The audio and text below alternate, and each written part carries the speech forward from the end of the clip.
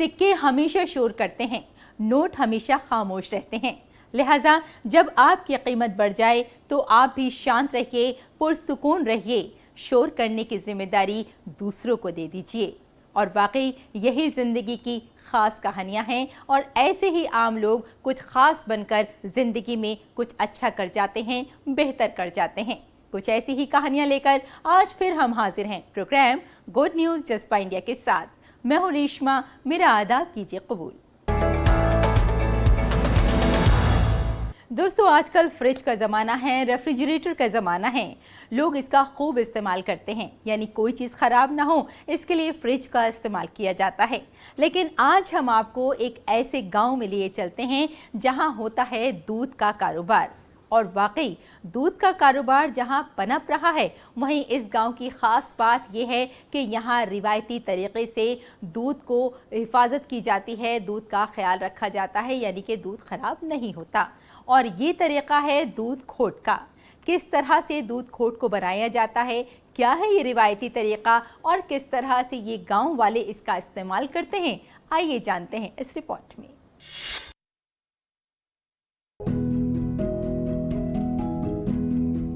कश्मीर के बारामूला के एक दूध पर अपने गांव दुदरान में कश्मीर के बाशिंदे अपने दूध के कारोबार को चलाने के लिए बिजली के फ्रिजों का इस्तेमाल नहीं करते।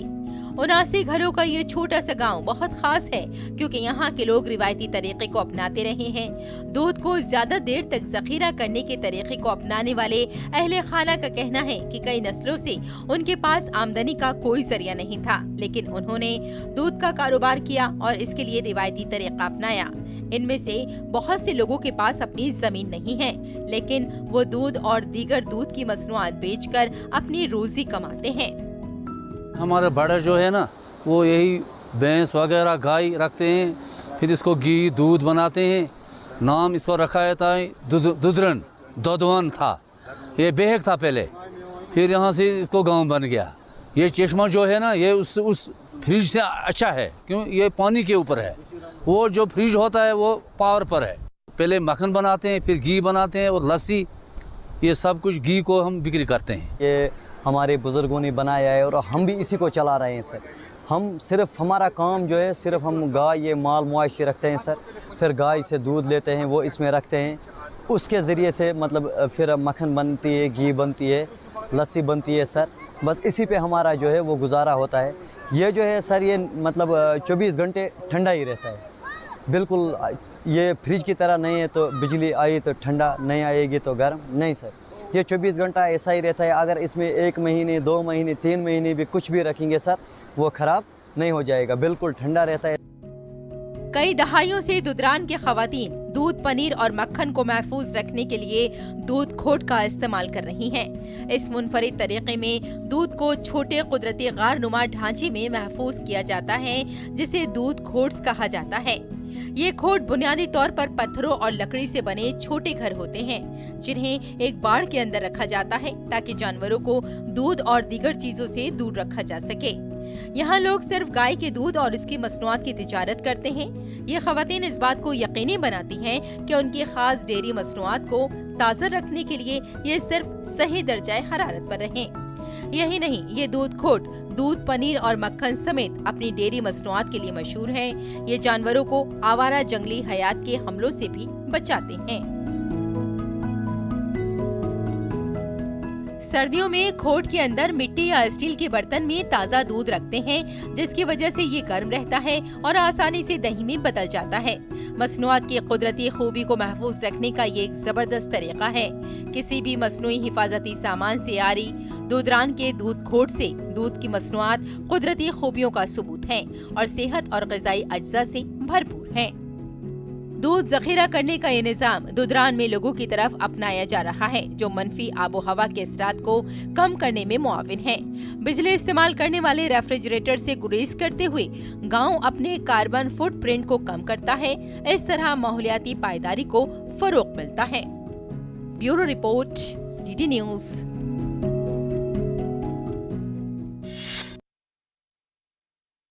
तो देखा आपने दूध खोट का इस्तेमाल करके किस तरह से रिवायती तरीके से दूध का कारोबार किया जा रहा है और ये गांव तरक्की भी कर रहा है।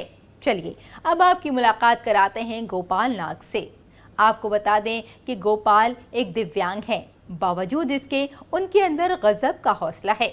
एक हादसे में अपनी दोनों टांगे खो चुके हैं, बावजूद इसके आज वो एक कामयाब किसान हैं।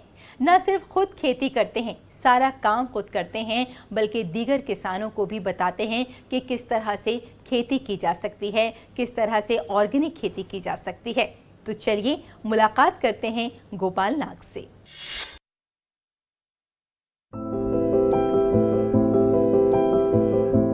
गोपाल नाग आसाम के विश्वनाथ जिले के चंदामारी बंगाली गांव के एक नौजवान किसान हैं।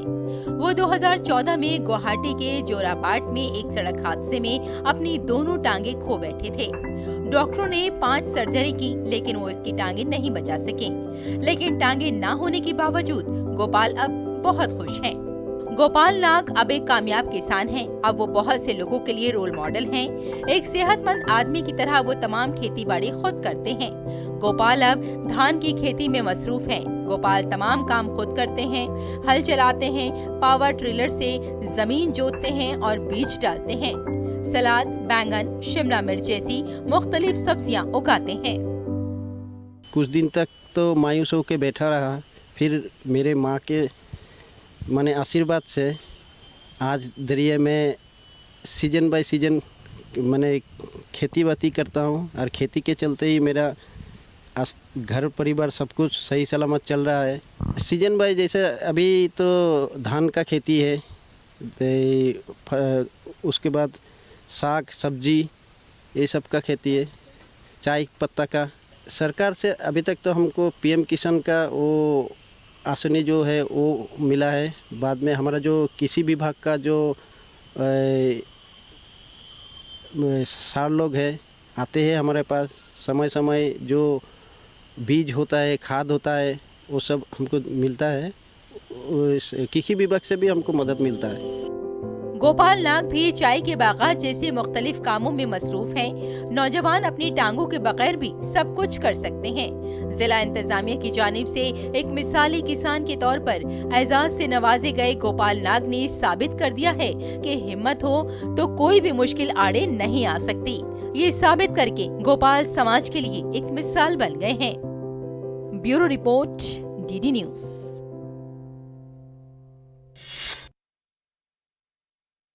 तो यहाँ रुकते हैं एक छोटे से ब्रेक के लिए, जल्द हाजिर होते हैं। आप देखते रहिए गुड न्यूज जज्बा इंडिया का। नए दिन की करें शुरुआत भारतीय ज्ञान परंपरा, संस्कृत और स्वास्थ्य के साथ। स्वास्थ्य में उपयोगी आयुष पद्धतियों का विज्ञान, संस्कृति, कला, योग का अद्भुत ज्ञान। देखिए विशेष कार्यक्रम सुप्रभातम डीडी न्यूज पर। राजनीति की चाल से दुनिया के हाल तक, खेल के मैदान से किसान के खलियान तक, दिन भर की हर छोटी बड़ी खबर को समेटे खबर के हर किरदार को दिखाते हैं हम। डीडी न्यूज का प्राइम टाइम शो देखिए न्यूज नाइट हर रात 8 बजे। कश्मीर से कन्याकुमारी तक, कच्छ से कामाख्या तक, राज्यों की राजधानियों से प्रदेशों के कोने कोने तक, होगी हर राज्य के हर हिस्से की पूरी खबर। देखिए भारत एट 7 खबर राज्यों की डीडी न्यूज पर।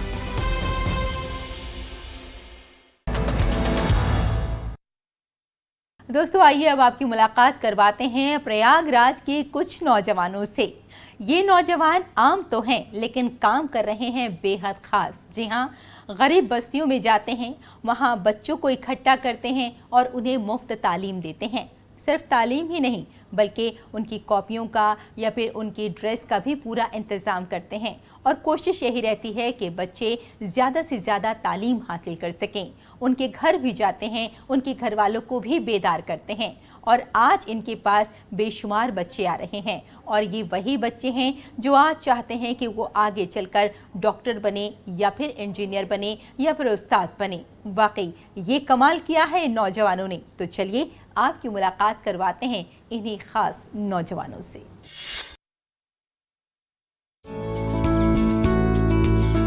प्रयागराज की कुछ नौजवान और उनकी टीम, जिसका नाम सुनो यूथ की आवाज है, सच, खिदमत और मोहब्बत के नजरियात को नाफिज कर रही है। ये लोग मुफ्त कोचिंग के जरिए हर गरीब बच्चे को तालीम फराहम करने की कोशिश कर रहे हैं। साल 2017 में कुछ नौजवानों ऋषभ, विभांशु, अभिषेक, मंजीत और महेश, जो गवर्नमेंट पॉलिटेक्निक कॉलेज प्रतापगढ़ से इंजीनियरिंग की तालीम हासिल कर रहे थे, इन्होंने ख्वाब देखा कि क्यों ना ऐसे गरीब बच्चों को मुफ्त कोचिंग फराहम की जाए जो माशी और समाजी तौर पर पसमानदा हैं। इसके जरिए तालीम याफ्ता और उन्हें बाइख्तियार बनाना होगा। फिर क्या था, इन्होंने अपने ख्वाब को पर दे दिए। आसपास की कच्ची आबादियों में रहने वाले बच्चों को पढ़ाना शुरू किया। पिछले 6 सालों से यहाँ के बच्चों के दिन का आगाज कॉपी किताबों से होता है। यही बच्चे कभी वक्त था कि सुबह सवेरे कूड़ा कबाड़ बीनने के लिए चले जाते थे या फिर भीख मांगते थे। गरीब बच्चों को जो आर्थिक रूप से पिछड़े होते हैं, जो आर्थिक रूप से कमज़ोर होने के कारण पढ़ाई लिखाई नहीं कर पाते हैं, उनको झुग्गी और झोपड़ियों में जाकर उनको पढ़ाया जाए और मुफ्त शिक्षा दी जाए, ताकि देश को आगे बढ़ाने के लिए वो भी अपना योगदान दे पाएँ। इस समय हमारी टीम में लगभग 25 से 30 मेंबर जो है वो काम कर रहे हैं, और उसमें से जो ज़्यादातर जो हिस्सा है वो स्टूडेंट वर्ग का है, और कुछ लोग ऐसे भी हैं जो आर्थिक मदद भी करते हैं। पढ़ाने का अमल फुटपाथ पर ही शुरू हो जाता है और बच्चों की तादाद 10, 30, 40 से बढ़कर 300 हो जाती है और प्रतापगढ़ की एक शाख वहाँ 3 शाखों की शक्ल इख्तियार कर लेती है। सफर इतना आसान नहीं था। आज मौजूदा कई जिलों को शाखाओं में प्रयागराज जिले के ADL कॉलोनी, नैनी, मेजा तहसील के शिवपुरा बारी, चिलबिला, जिला प्रतापगढ़ समेत निस्फ दर्जन से ज्यादा सेंटर्स में सैकड़ों बच्चे बगैर किसी इम्तियाज के फ्री कोचिंग लेकर अपनी किस्मत संवार रहे हैं। जो भी यहाँ पे सदस्य है ज़्यादातर वो विद्यार्थी वर्ग से आते हैं, तो उनके पास खुद कोई व्यक्तिगत आय की जो है कोई स्रोत नहीं है, और हमारी टीम भी अभी इतना संगठित नहीं हो पाई है या बड़े लोगों से हम उतना जुड़ाव नहीं हो पाया कि हम जो है बाहरी से कोई आय का स्रोत इकट्ठा कर ले। तो इसलिए जितने भी यहाँ पे मेंबर हैं वो अपने जो व्यक्तिगत उनका खर्चा है पॉकेट मनी, उसी में से हम लोग बचा करके, क्योंकि हमारे टीम में जितने मेंबर है वो किसी भी तरीके से जो भी दुराचरण जैसे कि 500 पाड़ी ये सब नहीं खाते, तो वही सब पैसे बचाकर जो है टीम के बच्चों के लिए जो है अपना अनुदान करते हैं। खेल खेल में पढ़ाते हैं, मजाक में पढ़ाते हैं, ऐसे खेल हंसवाते भी हैं। जब छुट्टी होने के बाद फिर खिलवाते भी हैं। जब पहले तो हम लोगों को ABCD काका काका भी नहीं आता था, तब जब मेरे सर जी आके 4 साल से पढ़ा रहे हैं, तब से मुझे आने लगा। 4 साल से सर जी पढ़ा रहे हैं, हमको लोग को बहुत अच्छा लगता है पढ़ने में, रोज आते हैं हम लोग। यही नहीं, ये टीम मुफ्त तालीम देने से पहले मुतालिका तालिबे इल्म के घर जाकर उसकी माली हालत देखती है। वो हकीकी जरूरतमंद तलबा को मुफ्त तालीम फराहम करना चाहते हैं। वो मुफ्त पढ़ा रहे हैं ताकि गरीब तबके के बच्चे भी तालीम हासिल करके मुआशरे के मरकजी धारे में शामिल हो सके। Bureau report, DD news.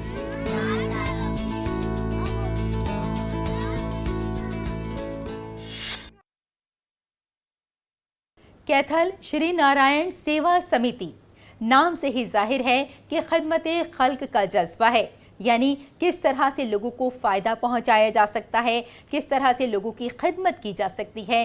इसी जज्बे के तहत ये समिति कर रही है काम। एक और इनकी चाहत है कि भारत पढ़ेगा तभी बढ़ेगा, यानी कि अगर तालीम की शमा रोशन की जाए, ख़ास तौर से गरीब बस्तियों में जाकर, तो यकीनन ये कहा जा सकता है कि हमारा समाज एक बेहतर समाज हो सकता है, क्योंकि तालीम की शमा अगर रोशन है तो कोई भी आगे बढ़ सकता है। और यही बात सोचते हुए कैथल कर रहा है तालीम के लिए काम। ये काम कर रहा है कि किसी भी तरह से बच्चे जो ख़ास तौर से गरीब हैं उन तक तालीम को पहुँचाया जाए, तालीम को आम किया जाए। किस तरह से ये कैथल करता है काम, आइए देखते हैं।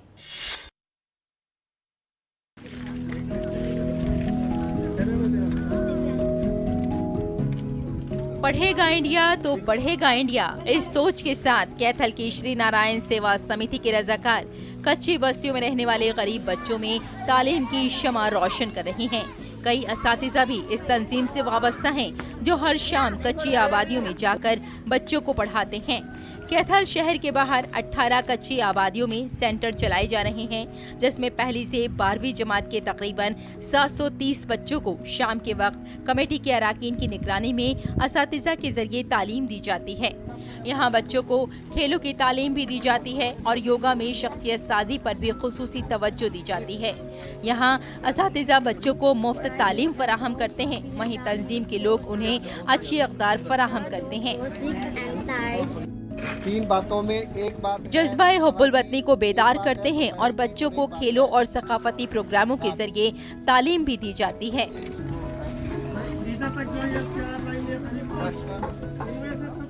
ये तंजीम मुकामी लोगों की मदद से बच्चों की स्कूल फीस, स्कूल ड्रेस, किताबें वगैरह भी फराहम करती है।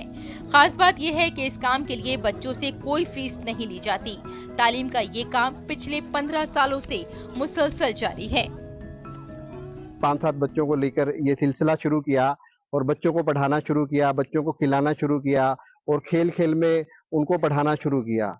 पढ़ाते पढ़ाते ध्यान आया कि ये बच्चे को स्कूल में नहीं जाते थे, कोई भी बच्चा स्कूल में नहीं जाता था, तो ध्यान आया कि भाई केवल 1 घंटे के प्रयास से क्या होने वाला है, तो उनको हमने स्कूल में दाखिल करवाया। स्कूलों में दाखिल करवा के फिर उनको शाम को ट्यूशन शुरू की। इस समय 730 बच्चे हमारे पास शहर के विभिन्न 18 शिक्षा केंद्रों में पढ़ रहे हैं। किसी शिक्षा केंद्र में 2 टीचर है, किसी में 3 है, किसी में 4 है।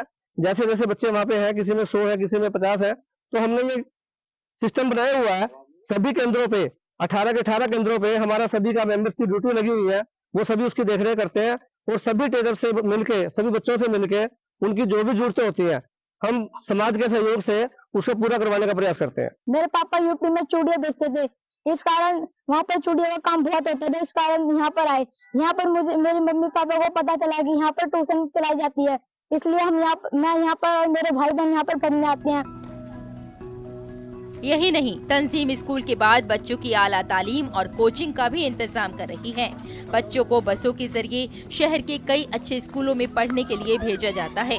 अब सूरत हाल ये है कि कच्ची आबादियों के बच्चे आला तालीम हासिल करके आला अफसर, डॉक्टर, उस्ताद बनने और मुल्क की फौज में खिदमत अंजाम देने के ख्वाब देख रहे हैं।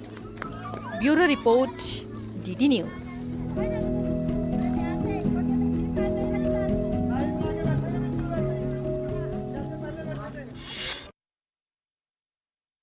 हिम्मत और हौसले से पुर कहानियों का ये गुलदस्ता अभी बाकी है।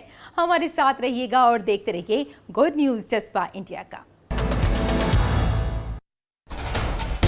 कश्मीर से कन्याकुमारी तक, कच्छ से कामाख्या तक, राज्यों की राजधानियों से प्रदेशों के कोने कोने तक, होगी हर राज्य के हर हिस्से की पूरी खबर।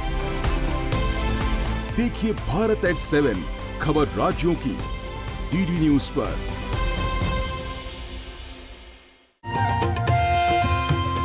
नए दिन की करें शुरुआत भारतीय ज्ञान परंपरा, संस्कृत और स्वास्थ्य के साथ। स्वास्थ्य में उपयोगी आयुष पद्धतियों का विज्ञान, संस्कृति, कला, योग का अद्भुत ज्ञान। देखिए विशेष कार्यक्रम सुप्रभातम DD न्यूज़ पर। राजनीति की चाल से दुनिया के हाल तक, खेल के मैदान से किसान के खलियान तक, दिन भर की हर छोटी बड़ी खबर को समेटे खबर के हर किरदार को दिखाते हैं हम। DD न्यूज़ का प्राइम टाइम शो देखिए न्यूज़ नाइट हर रात 8 बजे।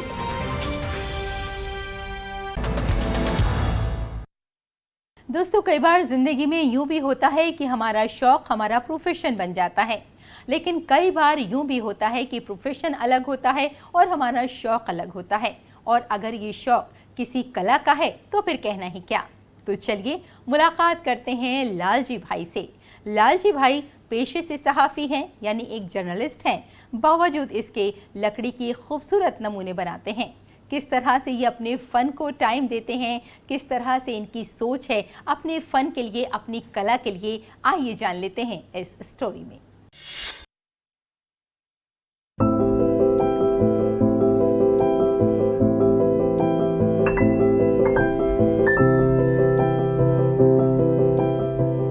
कहा जाता है कला या फन जिंदगी जीने का नया तरीका सिखाते हैं।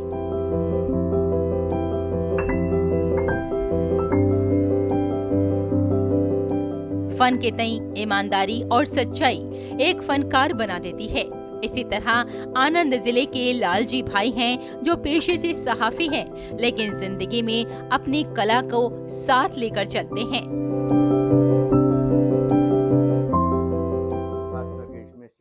खासकर भारतीय हस्तशिल्प की विधि है, वो 5-6 हजार साल पुरानी विधि है। सन 87 से मैं स्कल्पचर बना रहा हूँ। योग, लकड़ी और मानव जीवन में एक चीज कॉमन है, वह लय। लय ही वस्तु और जीवन को सुंदर बनाती है। बचपन से ही लकड़ियों से मेरा पुराना नाता रहा है। जंगल, खेत से लेकर लकड़ी की पढ़ाई तक शिल्प एक पूरा शास्त्र है। बचपन से ही कुदरत में घिरे हुए लालजी भाई को बहुत ज्यादा हरियाली बहुत कुछ दे जाती है। इसी से लालजी भाई लकड़ी से बनी अनोखी नकलें बनाते हैं, जो उन्हें एक शक्ल में ढालकर जिंदगी बख्शते नजर आते हैं।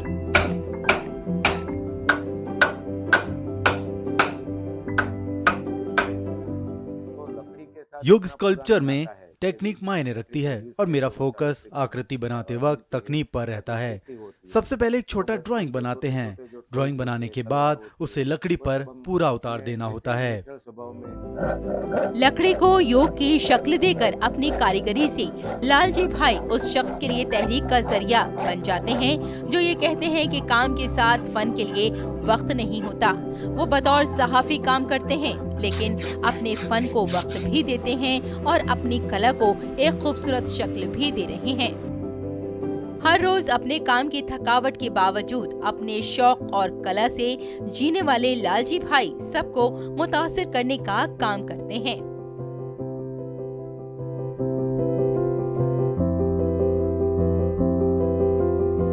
Bureau report, DD news.